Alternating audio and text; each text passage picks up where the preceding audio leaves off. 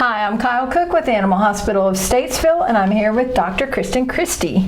She gets the joy of dealing with our next topic, which is dog parasites, what you need to know.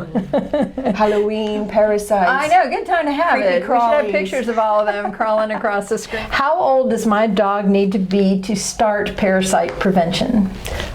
Pretty much puppy. I mean, like pretty much a lot of times if you went and got a dog, the age that typically you would get a dog, we're usually wanting to start some kind of parasite prevention, whether it's flea and tick, whether it's, intestinal parasites. So puppy, Yep. as soon as you get them. If you get an adult dog, you're going to want to do that as well. And I think that in North Carolina, they have to be 8 weeks before you can adopt them. So a lot of times the breeder's already done, a lot of times, not all the time, the breeder has already done a deworming. But their first visit, we will recommend that whether you see something or not. So Absolutely.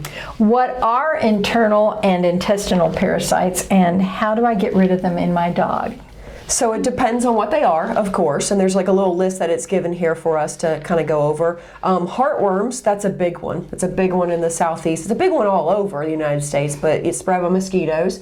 And so we do have internal treatment for that. We have like pills and injections and topicals and everything like that for heartworms. It's better to treat and prevent. It is better to prevent than treat. Yes. Because definitely it is cheaper and safer on the pet.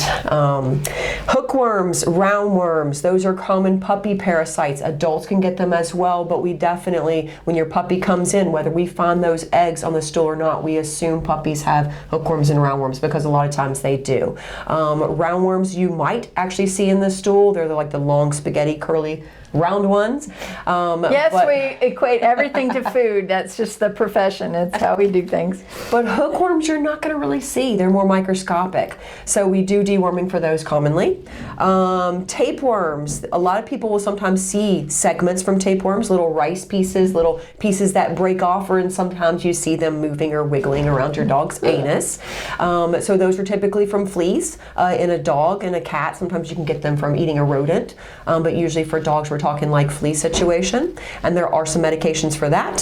Whipworms, those are also ones you're not going to see, microscopic. So just because you don't see worms in your dog's stool doesn't mean that they might not have them. Whipworms are more commonly in older pets or older puppies, and they can wreak all kinds of havoc if they're not controlled. Coccidia is a protozoan parasite, as is Giardia as well. Those are microscopic, you're not going to see them. Coccidia may affect a puppy more so than it would an adult, and we may actually have to treat it in a puppy, but usually not in an adult. It may cause diarrhea. Giardia, some people may be familiar with that in people as well. Hikers, yeah. Don't drink water without having it appropriately treated. But Giardia can definitely cause diarrhea, vomiting, stuff like that, dehydration. And this has on here spirochetes. And it's probably because it came up as a question maybe online for there. But spirochetes is not technically an intestinal parasite. Actually, that falls under the realm of like different types of bacteria and different bacteria that have like the curlicue spirochete kind of look, which we can sometimes see more commonly, like say if a dog has diarrhea, they may have a higher count of spirochetes in their stool. Okay. Can I see intestinal parasites if my dog has them? Well, we kind of mentioned that. Yes and no. As a matter of fact, there are way fewer that you can actually see than that you can't see. So don't skip that fecal, don't skip those checks. Have them done. There's going to be some things that we might could discover that you had no idea your dog had. What are external parasites, and what can I do to prevent them? Yeah, so external parasites are the creepy crawlies that you would, most of them you'd be able to see a little bit better. Fleas and ticks, those are your most common ones that we're treating for, but also lice and mites. So they're like the little guys you're not going to necessarily see. So lice though, as gross as they are, they're species specific, so a lot of times your lice you're not going to give to your dog, and your dog's lice you're not going to give to you. But mites can be a little bit different story. Mites can, in some cases, cross species. So different pets in the household may have an issue. People may have an issue as well.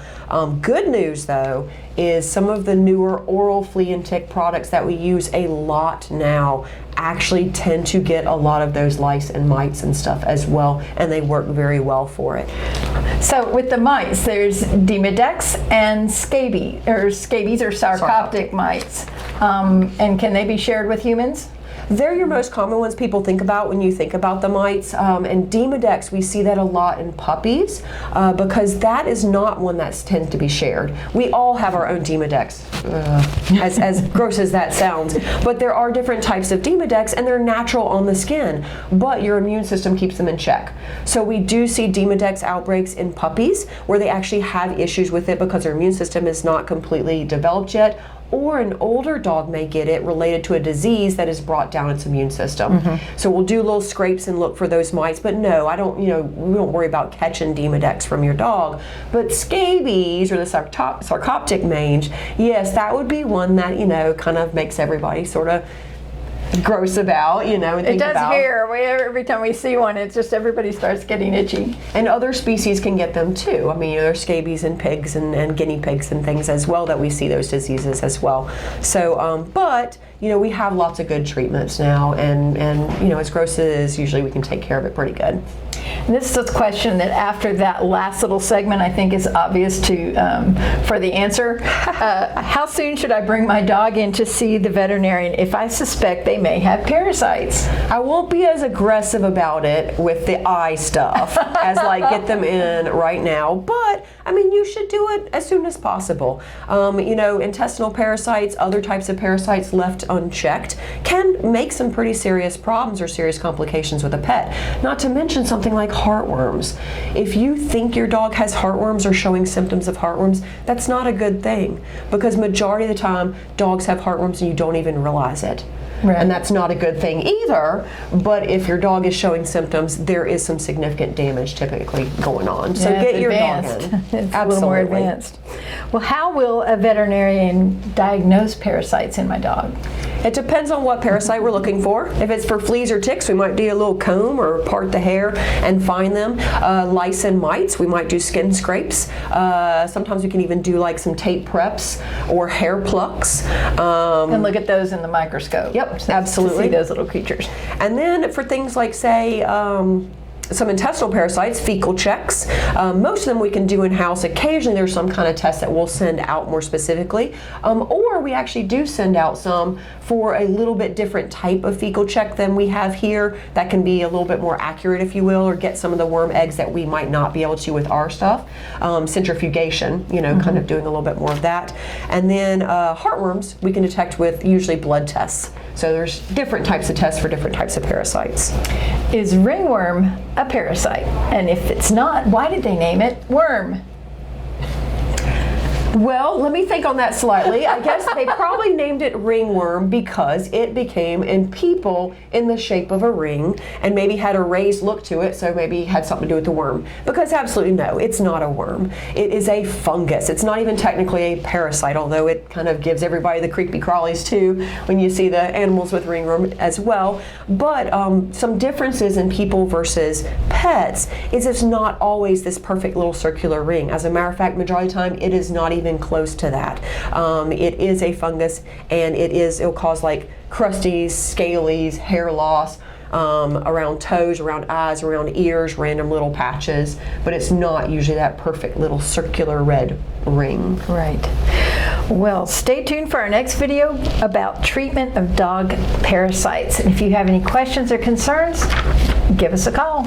We'll be glad to answer them and help you get rid of those nasty things or prevent them, better yet. So, thanks.